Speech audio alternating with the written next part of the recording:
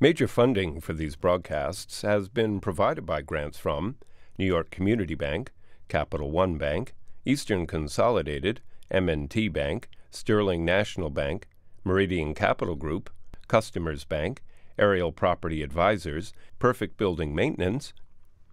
Additional funding has been provided by AKA Hotels, Corman Communities, AmTrust Title Insurance Company, AVR Realty Company, Avison Young, Bank of America, Merrill Lynch, Bank Leumi USA, Briarwood Organization, CBRE, Chase Commercial Term Lending, Chase Mortgage Lending, Citizens Bank, Cohen Equities, Colliers International NYC, Collins Building Services, Connect One Bank, CPEX Real Estate Services, Dime Community Bank, Douglaston Development, Levine Builders, Flushing Bank, Friedman LLP, Genova Burns, Handro Properties, Handler Real Estate Organization, HAP Investments, Hodges Ward Elliott Inc., Investors Bank, James D. Kuhn Real Estate Center at Syracuse University, Kilroy Architectural Windows, Madison Realty Capital, Matone Group, Mercantile Bank, New Banks, Newmark Grubb Knight Frank,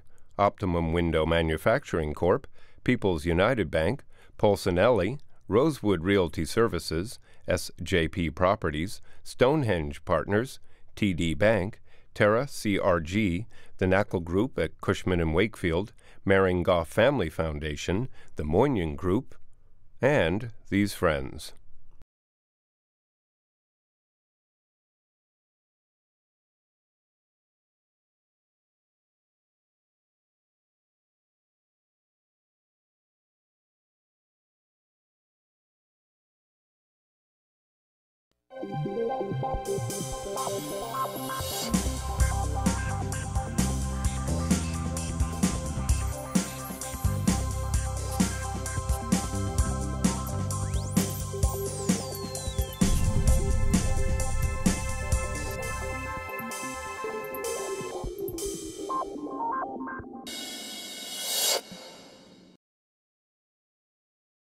The hospitality business, the restaurant business.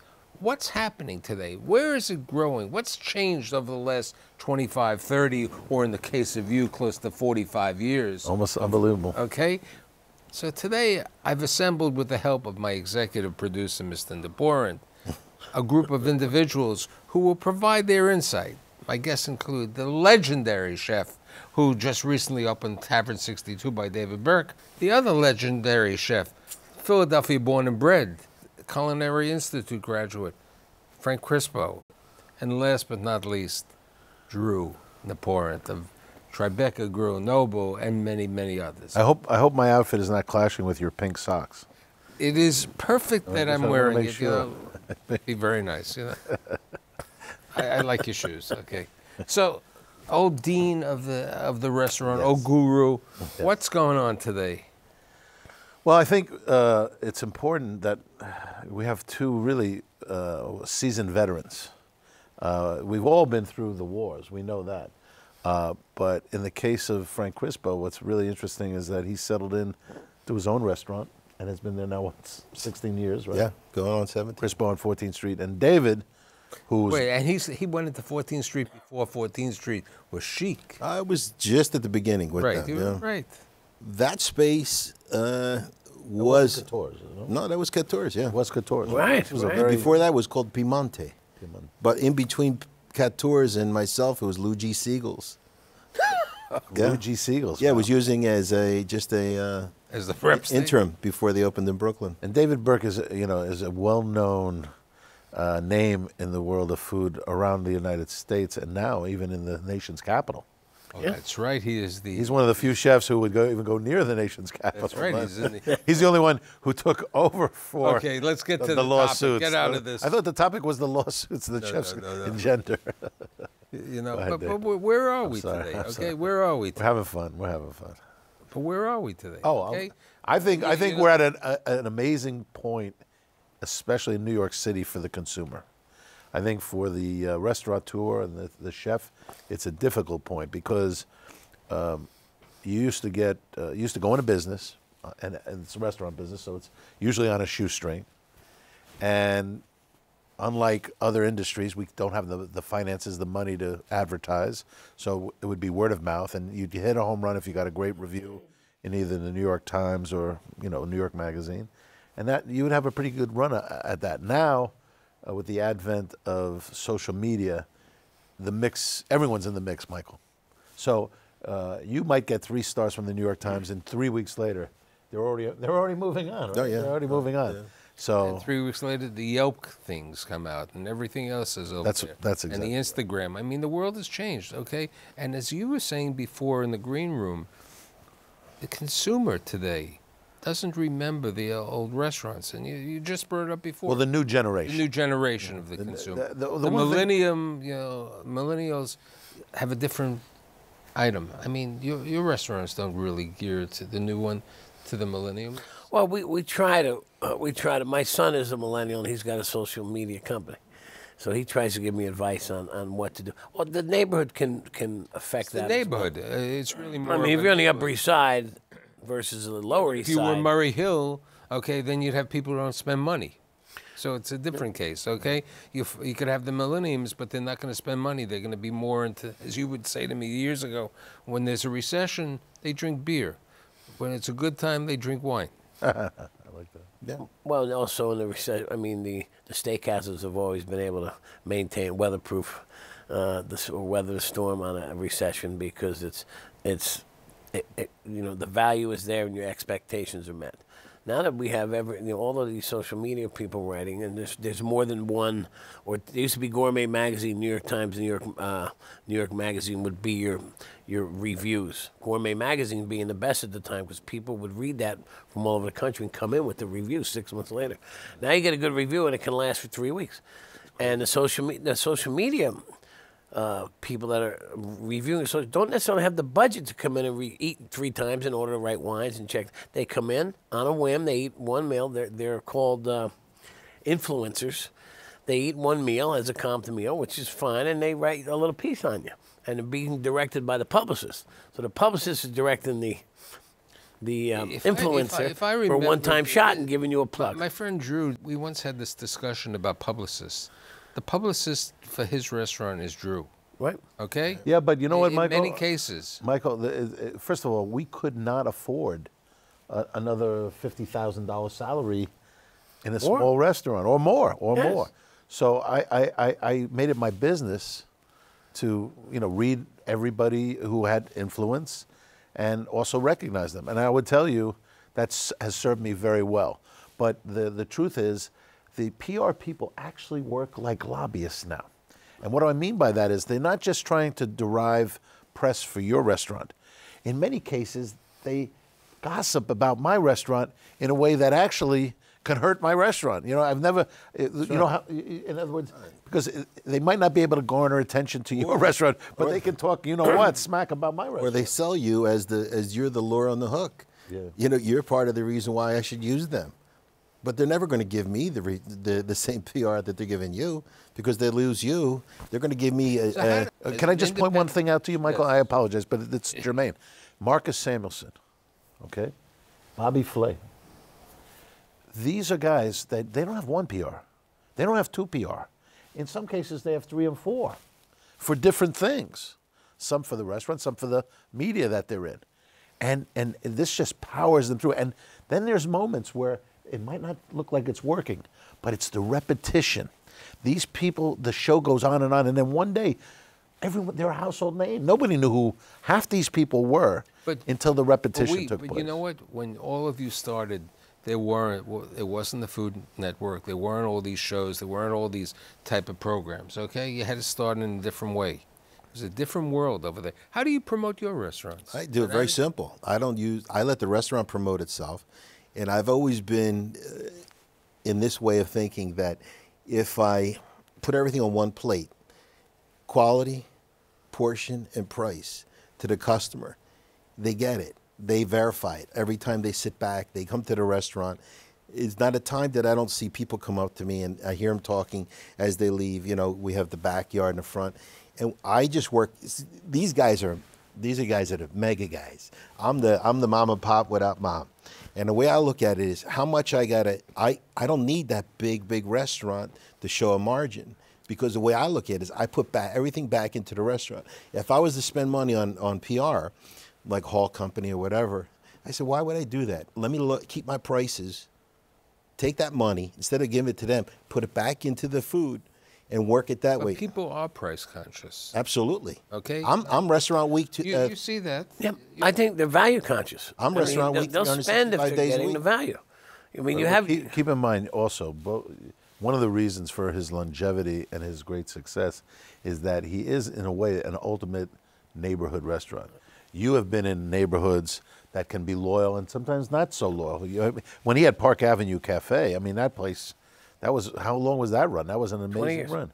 Tremendous. I mean, now I'm in Tribeca, and I participate in all the community things, you know, the kids' schools and everything. They don't, that neighborhood does not support the restaurant. So I need all the hype. I need all the articles to bring people in from the outside. Well, you also need, on the Upper East Side where I am, when you're new, you need the concierge and we need the hotel. So we need the traveler that's coming to New York to know about us as well. Because as good a zip code I'm in, we still need the outside influence. Right, and that's the key, you know. At one time we used to call them tourists. Now they're visitors. We love them. Okay? They're visitors to our city. And you do have to work the hotels. There's no question. When we were coming up, tourist was a dirty word in New York. It was bridging. Like they say, your restaurant is a tourist trap. Now, you're right. We call them visitors and we love them. And we like the bridge and tunnel too. Whatever. On a Sunday afternoon. Anybody. Anytime. How do you grow in today's world? How do you build a business? Well,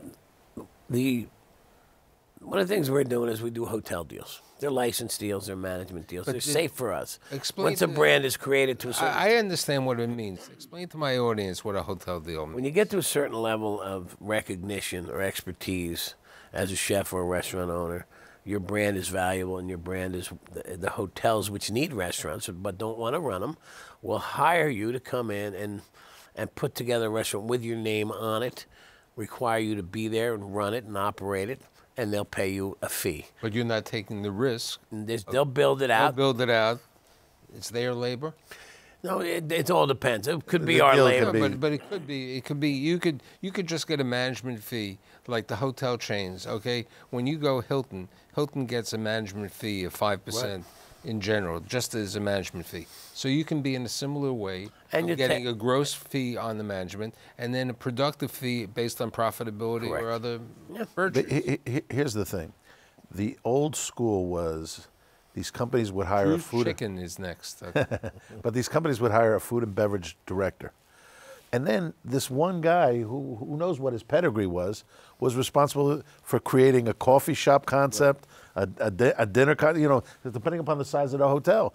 So instead, now they come to an established chef with a great name, a great pedigree, and they're much better off because it's like having it's like Las Vegas. It's like having an attraction, you know, in your hotel. Almost the restaurants in Vegas that way?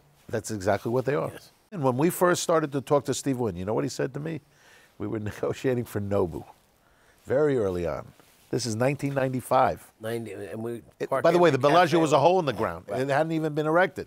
And he shows me a virtual reality of the lake where the Bellagio was going to be. And he's got a circle, you know, with signage on the lake. And he says, I just want a few places. Well, he wound up with, like, I don't know, at least 20 probably. But then he says, you know, I have my own Japanese restaurants at the Mirage, at the Treasure Island. He goes, you got to give me something that I can't do myself. And guess what? We did. We did. So where do you see the opportunities for yourself?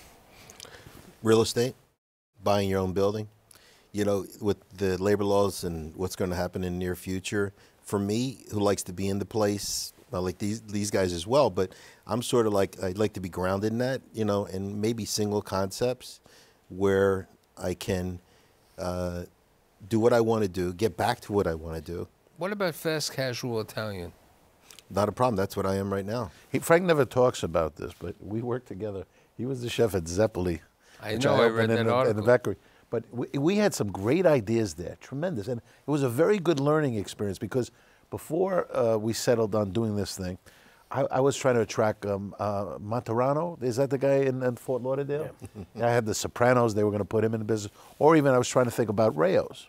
Now, we opened this great Italian restaurant. He's a terrific chef. We get 2 stars from Ruth Reichel. Unbelievable. The restaurant's packed. And it was the first time, this is years ago, it fell off the shelf like 2 months later. The volume. And I was like, well, you know what this is? People are not going to go out of their district for an Italian restaurant because there's so many good neighborhood Italian restaurants. So we had to reboot. But, you know, I mean, it was a great learning experience. And then he went on to open his own restaurant. Well, Tribeca at that time wasn't like it is now. No, Tribeca. I mean, look, It's downtown was. Yeah, no, but it's built up. When he went, it was Cowboys and Indian. It's there now. There's people. It's a live, work, shop neighborhood. Oh, yeah, absolutely. It's a 24/7 neighborhood over there, as opposed to. Well, we just moved Nobu after 23 years. You asked about, you know, he mentioned real estate, and this is what you do. We paid over, I would say in the 23 years that we were there, we had paid close to $5 million, and that wasn't good enough. So we found a benevolent landlord in L&L at 195. They put their money where their mouth is. We built this gorgeous restaurant now, and now we'll pay twice as much rent. But they built it for us, but that'll catch up. But you were out of debt anyway in the old location, right? So. No, you know, the old location was still doing amazing business, and this is the first time I've ever actually moved a restaurant in the sense that you're moving the whole staff. Right. Normally when a restaurant closes, it's like a death in the family. Wow. So you know, people lose their jobs. Here's a question about a trend, okay? These, I won't call them food court because people... No, now they're food halls. They're food halls. You charge more. They're food halls. And they look like food courts. What happens is, you know, some of the food halls, like the one at the Garden, the Pensy, doesn't have ventilation, so nothing's actually cooked there? Nothing's actually cooked there. So yeah, but there's some equipment out there that you can still cook with. It's self-ventilation. Right, but sucks down. Yeah. But what about the food halls? Do you see that as a the food halls are if you can command the whole food hall as a group, that's great. As long as you design it where you don't have to have so much labor. Labor is going to be the key. You know, when you have the place like Todd English has down in the Plaza Hotel. On a slow night, you still have to man 15 stations, so you can't send somebody home. You have to bang on being busy all the time, unless you design it where Italy, where people everything's so. You must. So when we own our own businesses. When we go into these places, what do we see? We don't see the food and beverage. We see the payroll. Italy's designed that way. Even in Torino, Italy, it's all they spread still out. Have it separated. You know, in America, I'm surprised it really works, but it does work because the novelty of it. The number one customer are Italian visitors to Italy here. Yeah. Well, Chicago, it's a different formula because they don't have that many tourists as much as you guys are too young. Yeah, they go for crime. Yeah. The Italians, they come off the plane. Tourists. They go to Italy. But then after that, they go espresso. to Asian restaurants. Then they go back to Italian restaurants. No, which are now owned by the Croatians. Right. Well, you know, you're the only one who will remember this. These guys probably don't remember this, but in the World Trade Center, when Joe Baum conceptualized not just Windows on the World, not just the Market Bar, he had something called the Big Kitchen. And the Big Kitchen was exactly a food hall, well in advance of all this stuff. And I remember going through, and, you know, they had a commissary at the bottom with Jacques Pepin and all those, you know, those guys. And the hamburgers were over here. Everything was so spread out. I was like, but this here's, doesn't make any we sense bring from up the payroll. You know, do you know the number of food halls that are in various stages of development in the city today? That's crazy. well, the one Anthony Bourdain is going to do on 15th. I think he's out. Is that happening? We're talking in downtown Brooklyn. There are 3 food halls. Let's be realistic, okay? Yeah. How many food halls do you need in downtown Brooklyn within a half a mile of each other? Sure. Okay? You know, when the Barclays Center is open, fine, there are people near the Barclays Center. When the Barclays Center is not open, there's not that much people over there. By the way, we touched on PR. Now, the Barclays Center opened with probably the best PR, not only for the building, but for their food and beverage. But when people actually went in there and started eating the food, then they realized, you know, the PR outdid the substance. Not meeting your expectation. Exactly. I read reviews all the time, like we all do. And I'll go to a restaurant and I'll say, there'll be 30 seats in it. And I'm like, the way these reviews read, I thought this was a real grandiose restaurant, or at least had some sense of design and style, and it'll be a shop. Now, there's a difference between a shop and a restaurant. In Brooklyn, but the category you have a designed restaurant in Brooklyn, you can kiss it goodbye. Because Brooklyn is based off of everything off. It looks like it's an afterthought. All distress. You know, you go to. You can sit on a chair like this, or you can sit on a tree stump. You go to Roberta's. When I first went to Roberta's, there was an abandoned car in the backyard. It was an old Jaguar, and they were using the ground, and they were using it. It was back What in the about day. his friend, the barbecue boy in Red Hook? Oh, hometown barbecue. Sure, interesting. People waiting in line out the door. And what about the meatball shop? All of a sudden, Well, meatball shops in the city, yeah, they get around. They fit a niche. Look at Mark Ladnier left Del Posto is going to be opening up Pasta Flyer. Yeah. On 6th Avenue. Listen, the fast casual concepts are good. Fast casual, I have one in Bloomingdale's. Ahead of its time, packaged goods called Burke in a box. We had the sit-down side and the other side, and we have one of those in the airport in Vegas. And You were head of Blue Apron for crying out loud. You Head had of that. Blue he is blue. No, we had the whole kit. Oh, remember that? used to have the whole we kit. had that with Peter Kelly. Yeah, Peter Kelly. yeah. I think the key Another for show. the past guest. the key for the restaurants of the future is going to be the labor model. How do we open a restaurant of good quality without so many waiters and cooks? Because the labor, it takes. Can I tell the you- fancier the restaurant, the more labor. Can I tell you something? Absolutely right. And you know what the answer is going to be? It's a little bit of what you just touched on with the kids. What do they see? They like to go to something that's distressed. It might be a brand new installation. They distress it, and they make it look like It's been like there. pre-washed jeans. You Right. pay more. And there's going to be 3 guys in the kitchen, and one guy's going to be throwing everything, the How chicken about wings, your everything's friend- going how in the about your fryer friend later. who's open 3 days one a week? garde manger, Your friend who's open 3 days a week in Long Island City with the trout. Oh, he's one of a kind, Hugh. Do you have a problem Another going guy? to a hill Wells. country? No, Would you have a problem grabbing your meat H. Wells. and a paper? I don't know. my wife would. We got to go. Right. But would you have a problem with that? No. So I would think that if you did something very simple as a self-serve type of place, maybe not so much bring your meat, but if you went and chose everything you want, brought it to the table, possibly that might work in the But future. it's not the dining experience. Right. But That's But this generation, I'm not you're going to convinced get they the want people. dining. There's different. They wait diners online out for there. Sweet Green. They wait online. There's different diners out there. I mean, I think what you just brought up about Sweet Green, the lines. I remember a couple years ago I had, not on one of your shows, I did a trend show in retail, and I had the guys from Chopped, and when they told me what their volume was per square foot, $1,100 a foot. I mean, for lettuce, I said, boy, you got to. Well, you know what? For so many years, it was The Sweet Green is- for an office worker. For so many years, it was nothing good to eat but burgers and pizza and sandwiches and delis. And then they the health thing switched, and you had Chopped, and you had some of these Little other delis Beat. where you make your own salads and the better, fresher looking There's a sandwiches. place on the west And side. Sweet Green, the average person spending $15 a day for lunch. Sweet Green, and Sweet Green is even doing pickup. 73rd, You order in, and you can pick it up, and people. No. No, we're trying to figure out. He used to go to a place. Remember they had hummus and all Yeah, that. yeah. The little place on the Oh corner. yeah, tremendous. Yeah, what was the? But still, Sweet Green, that's not dining out. No. That's a grab and go. That's a fair. Some of them don't have tables. But the point is, I mean, the you're grab and- standing up and grab eating What are lunch. the really- But you were talking about tips. Is the customer looking for this raising tips or possibly putting the service charge on the ticket? Or is the restaurant going to say, well, let me save so I don't put that onto the customer? We can somehow make a compromise. And the compromise is Look, I rather tip. I'm the old school. I think everyone would rather. Okay, I don't see it over there. Unless it's Uber. I love Uber because I don't have to take my no, card but out and I Uber, go. but Uber is now. But guess what? asking But guess for what? tip. Any day now, those guys want tips. It was Well, in that's today's the same for newspaper. now. It's just the convenience of not seeing it, When we used to go to Europe and everything was on the bill, we Correct. thought that was great. and we still left. There's the just one problem. If you want get to bad answer the service. question about tipping, just ask your waiters, do they want to be tipped or not? They're all going to say they want to be tipped. Right. So this whole fantasy about, create dignity and, make the job a full-time job, it's a transient position. Right. Even in the kitchen, we Right. know this. A handful of your people keep Okay, their jobs so for years. Here's my question. Handful. Yes. Who's coming? Who's the next generation of chefs? Okay, who's coming into the trade because they've watched the TV shows, they hear about this, they think it's glamorous. I'll tell you what Okay? I'm saying. I'll tell you what I'm saying. When I became a chef, it was not very popular. In fact, my dad was upset with me. Right? It was in the '70s. There were no TVs. There were no famous chefs of